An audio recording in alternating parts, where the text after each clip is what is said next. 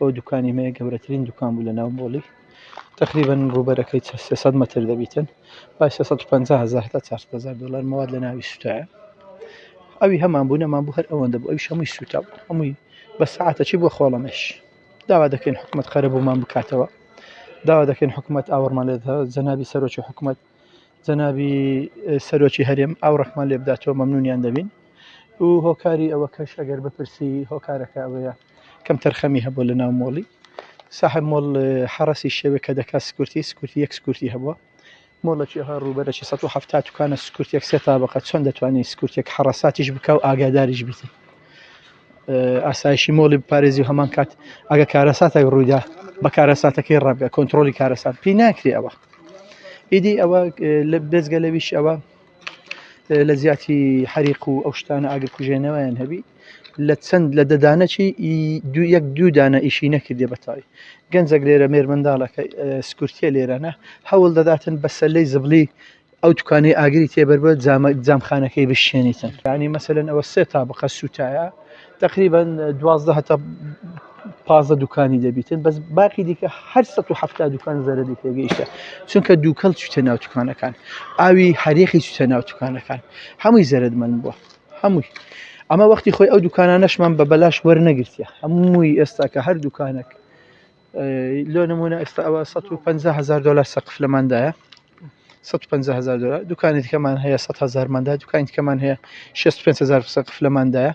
بێجگە لەوەش ئەمە غەسپە لەسەرمان دەبی خەدەماتی بدەین بێجگە لە کرێش خەدەماتمان لەسەر 70 دلار بۆی هەر کەم و کوڕێکی مۆڵی هەبی بە زووترین کات چارەسەری بکرێت چا بکرێتەوە باشە ئەوە ماگانە بێجگەلەوەی کری دوکانی خۆمان دەین ئیدی ئەوە کەم تەرخەم بووینەوە هەر حەزیان لێ بە پارەکە بۆ باخەڵی خۆیان و ئەوە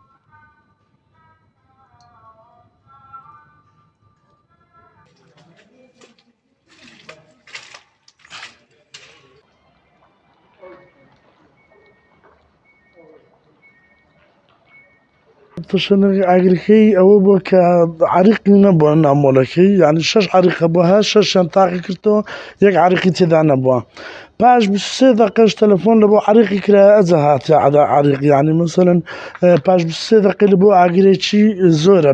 یعنی لۆ دەمودەست تەلەفۆنیان لە بۆ عریقی نەکردیە مادەم هەولێر مۆڵ عریقی نەبووە لۆ تەلەفۆنیان لە بۆ عریقی نەکرد دەمودەست ئەوە یەک دووەمینیش مۆڵێکی گەورە و گران نابیتن بەبێ عریق دەبی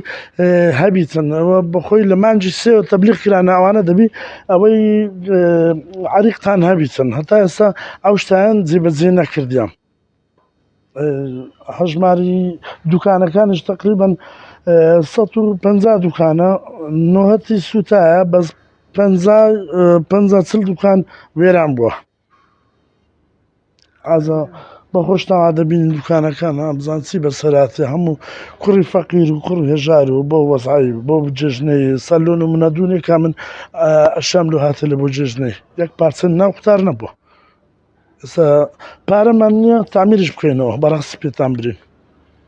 یعنی ئەوی هەبووە هەموو لە ژۆرە پارە و ئەشیا و هەموو سوتایە هیچ نمایە پارە و ئەشیا هەموو سوتایە هیچ نمایە چار دوکانم هەبوو لێرە هیچ قوتار نەبووە بزانەوە لە خۆشتان تەمەشاکەن و بزانە مۆڵەکە چی بەسەر هاتیە هەتا ئێستاش کەس بەهانەمانەوە نەهاتێ و بێ یعنی دڵمان خۆشکاتن و هیچ شتێکی وەها نەبووە یعنی چاوەڕێ بەوەی دەکەن حکومەت بێ دڵیمە خۆشکاتن کەس جوابی من نەداتەوە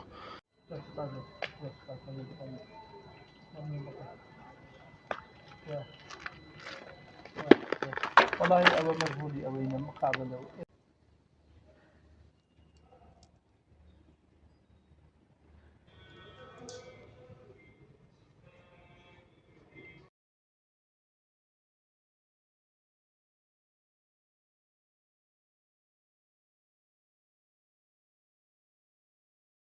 لاوی بە خۆتان زان لە تقریبان ئەوە چارەم ڕۆژەکەەوە مۆڵستەیە یەکەم دوکان کە ئاگری پێگەیشتە دوکانی من بووە بیدایەتی ئەلێرە ئێرە هەموو سەقفی مۆلیە وارەکان هەموو لە سەیەکە لە ڤیددیۆیەکەش ڕادیارەکە براویتەوە سعات 4:46 دقەیە ئاگری دەگری یەکەم دوکان داتە دوکانی من چکە دوکانی پۆشاک و شتێ بە خۆ زانیدان و شتی زۆرە لێرە بە حریقی سکوتەکە دەی لێ دەداتن جامەکەی دەشێنی بە هەمووی چار حەریقی لێ بۆێرە حەریقی لێ دە حەریقەکان ئیش ناکە ستۆکە پاشان ئەوە دادەگری دوایە دەداتەوەی دوایە جەملۆنە سەری هەولێ مۆلی هەموو جەمەلۆنە جەملۆنیش پرۆشی هەموو هاشتە خوارێ بوویتە ئاگر خوارێ خۆی هەولێمۆ لە هەفتی سێ ئاگدا کراوەتەوە کە بە کتاب لە بەرگری شارستانی شێو کتابە کە سیستەمی ئاگرکوژێنەوە دانێ بەڵام جوابیشان دادایەوە کە دانێ بەڵام هەتا ئێستا دایان نەنەیە خۆشتەوە دوکانەکەش دەبینی هیچ تێدا نەمایە بەخوای تەقریبەن بای 3 دەفتەری مەوادەکە هەر هەموو یانی یەک شتی لێ قوتار نەبووە کەس ناتە سەقەت کەس هەتا ئێستا ناتێ برێ ئەوەتانۆ دەکەن هەموو ڕۆژێ لە سعات 9 دێنێ ئێرە تا مەغریبێ بێ ئیسفادە دەچینەوە ئەوەندەی مۆزوع ساعات مۆلیش هەدیار نییە بۆ کاکەمیر لێرێ کاکەمیر ئەو لە سەخەتە محافز لە سەخەتە قایم لە سەخەتە ئەو داوا لە حکوومەت دەکەن شتێکمان لە بۆ بکە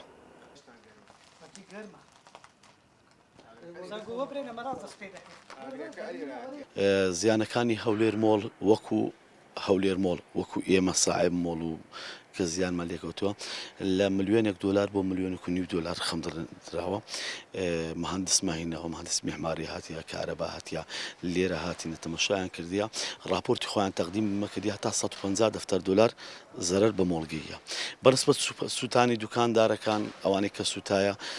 بەڕاستی گوێمان لە ڕقەمی زۆر سیر بۆ لە تیڤەکان کە باز دەکرێت باسی 150 دوکان و 100 دوکانەوە دەکرێت ئەوەی کە بەواقعی بەواقع حال لە هەولێر مۆڵ سوتایە 6 دوکانە 2 کافتریا و 4 دوکانە ئەوە وەکو بەڕێوەبەری هەولێر مۆڵ وەکو